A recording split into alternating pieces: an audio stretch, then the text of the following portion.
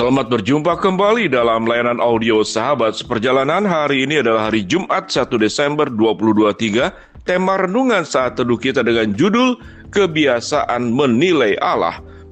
Firman Tuhan terambil dalam Roma 9 ayat yang ke-20 sampai dengan ke-27. Saya bacakan ayat yang ke-20. Siapakah kamu hai manusia? Maka kamu membantah Allah. Dapatkah yang dibentuk berkata kepada yang membentuknya, mengapa engkau membentuk aku demikian? Mari kita berdoa. Bapa yang di dalam surga, biarlah kami hidup sebagai anak-anak Allah, namun kami sungguh dinilai Allah dan bukan kami menilai Allah. Dalam nama Tuhan Yesus kami berdoa, amin. Shalom sahabat seperjalanan yang dikasihi Tuhan. Ada sebuah pepatah mengatakan mata bisa melihat apapun yang dilihatnya, namun mata tidak pernah mampu melihat dirinya sendiri. Telinga bisa mendengar apapun yang didengarnya, namun kemudian mata tidak bisa melihat daun telinganya sendiri. Kita melihat itulah sifat manusia. Di dalam bagian Alkitab yang kita baca dalam Roma pasal 9, ayat yang ke-20 sampai ke-21, khususnya pada ayat 21 dikatakan, apakah tukang periuk tidak mempunyai hak atas tanah liat untuk membuat dari gumpal yang sama suatu benda untuk dipakai guna tujuan yang mulia, dan suatu benda lain untuk dipakai guna tujuan yang biasa. Jadi kalau untuk menunjukkan murkanya dan menyatakan kuasanya, Allah menaruh kesabaran yang besar terhadap benda-benda kemurkaannya yang telah disiapkan untuk kebinasaan. Sahabat seperjalanan yang dikasihi Tuhan, kita melihat tukang periuk sebagai pembentuk adalah Allah sendiri. Apakah Allah membentuk dengan hanya buat kepentingannya sendiri? Tidak. Tapi firman Tuhan mengatakan Allah membentuk setiap kita masing-masing untuk tujuan yang mulia dan untuk tujuan yang biasa. Tapi juga ada yang dibinasakan. Pada ayat yang berikut dikatakan terhadap benda-benda kemurkaannya yang telah disiapkan untuk kebinasaan. Kita melihat ada 3 bagian yang dibentuk untuk tujuan yang mulia, yang dibentuk untuk tujuan yang biasa, yang kemudian yang dimurkai untuk kebinasaan. Sahabat seperjalanan, kita masuk dalam kelompok mana? Kelompok yang paling bawah adalah yang kemudian dimurkai oleh Tuhan dan kemudian itu akan mendapatkan kebinasaan. Siapakah kelompok yang seperti demikian? Kalau kita baca di dalam bagian firman Tuhan, kita melihat adalah orang yang semakin pandai menilai orang lain, kemudian dia lupa menilai diri sendiri, apalagi pandai menilai Tuhan yang sempurna saja dia nilai, apalagi manusia yang tidak sempurna, lebih luar biasa, tidak hanya dinilai, tapi dihakimi, kemudian diberikan segala macam predikat seakan-akan manusia yang lain daripada dirinya, itu derajatnya lebih rendah dari dirinya. Orang kelompok ini yang dimasuk dalam kelompok orang yang dimurkai Tuhan untuk sebuah kebinasaan. Kelompok kedua adalah kelompok yang kemudian dibentuk oleh Tuhan untuk tujuan yang biasa. Apa tujuan yang biasa? Tujuan yang biasa adalah bukan hal yang salah. Tetapi yang biasa itu adalah sesuatu yang kita dapatkan.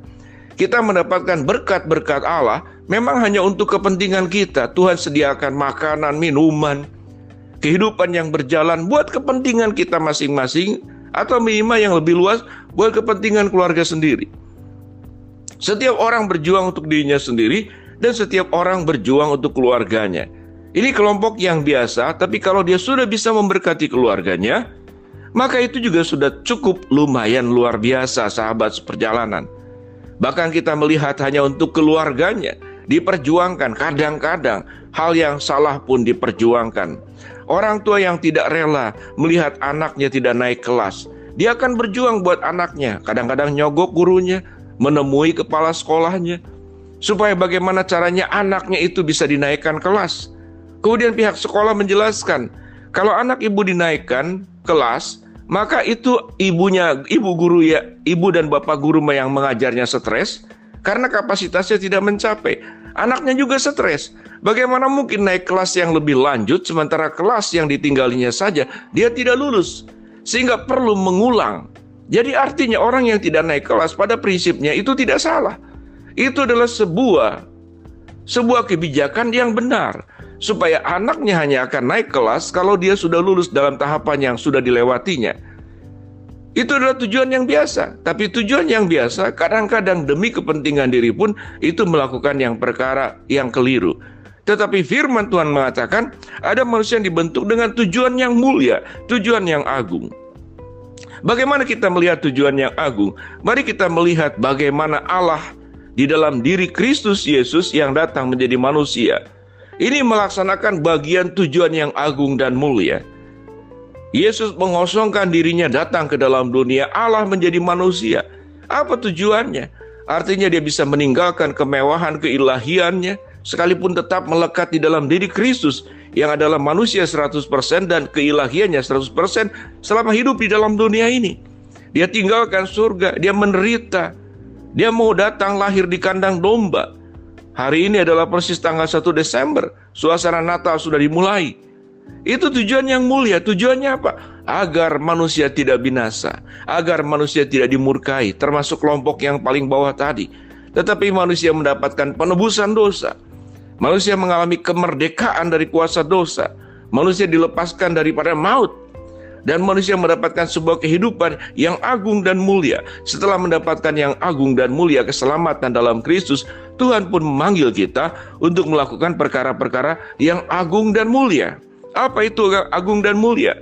Selain kita sudah pandai mengelola diri sendiri, kita pandai mengurus keluarga sendiri, maka Tuhan berkata dalam amanat agungnya, pergilah ke seluruh dunia, jadikanlah semua bangsa muridku, dan baptislah mereka dalam nama Bapa, Anak, dan Roh Kudus, dan ajarlah mereka melakukan segala sesuatu yang kuperintahkan kepadamu. Ini tujuan yang mulia, menyampaikan kabar baik setelah kita menerima semua yang baik dari Allah, dan kemudian kita berbagian di dalam proses untuk menyampaikan kabar baik itu agar diterima oleh orang lain. Apa itu kabar baik? Kabar baik yang disebut dengan wahyu umum.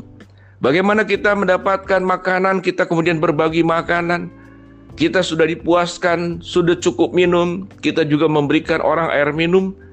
Ada anak-anak Tuhan yang mendirikan bagaimana sebuah perangkat alat untuk mendapatkan mengolah air yang biasa menjadi air yang bersih, yang layak pakai, tidak hanya layak mandi, tapi di dalam setelah diproses layak untuk diminum. Maka itu tujuan yang mulia. Tujuan mulia yang lainnya apa? Setelah orang mengenal kasih Kristus lewat perbuatan kita, orang bisa mengenal kebaikan Allah lewat apa yang kita lakukan. Kemudian mereka membuka hatinya untuk menerima Kristus sebagai juru selamat. Itu yang Tuhan perintahkan, jadikanlah semua bangsa muridku. Kemudian membawa mereka untuk mengambil sebuah komitmen bahwa aku siap untuk menerima baptisan dan baptislah mereka di dalam namaku. Kemudian proses yang berikut, ajarlah mereka melakukan segala sesuatu yang kuperintahkan kepadamu. Kemudian orang-orang yang diberkati oleh Allah tersebut, yang sudah kita kabarkan, karena kita melakukan tindakan yang mulia dan agung, kemudian mereka menjadi murid-murid Kristus. Setelah mereka menjadi murid-murid Kristus, mereka melakukan perkara yang sama yang dilakukan oleh Yesus, yang dilakukan oleh kita, yaitu mengabarkan kabar baik. Sekalipun kita dengan Allah, tentu dengan Kristus itu jauh daripada panggang, daripada apinya, berbeda jauh. Tapi apa yang dilakukan oleh Kristus menginspirasi kita, dan kita hidup dalam kebenaran, dan kita menjalankan kebenaran. Sahabat seperjalanan, berhentilah untuk kebiasaan menilai Allah. Karena kebiasaan yang paling penting dalam hidup kita, belajar menilai diri sendiri. Siapakah kita? Kita adalah pendosa yang dianugerahi oleh kebaikan-kebaikan Allah dan dipanggil untuk membagikan kebaikan Allah kepada orang lain. Mari kita berdoa. Bapa yang dalam surga, terima kasih buat kebenaran firman Tuhan yang kami pelajari hari ini. Hamba-Mu berdoa buat sahabat seperjalanan yang sedang sakit, Tuhan jamah sembuhkan. Sahabat seperjalanan yang sedang menghadapi masalah, Tuhan bukakan jalan. Sahabat seperjalanan yang sedang berdoa mengharapkan sesuatu, Tuhan kabulkan dengan cara dan waktunya Tuhan. Dalam nama Tuhan Yesus kami berdoa. Amin.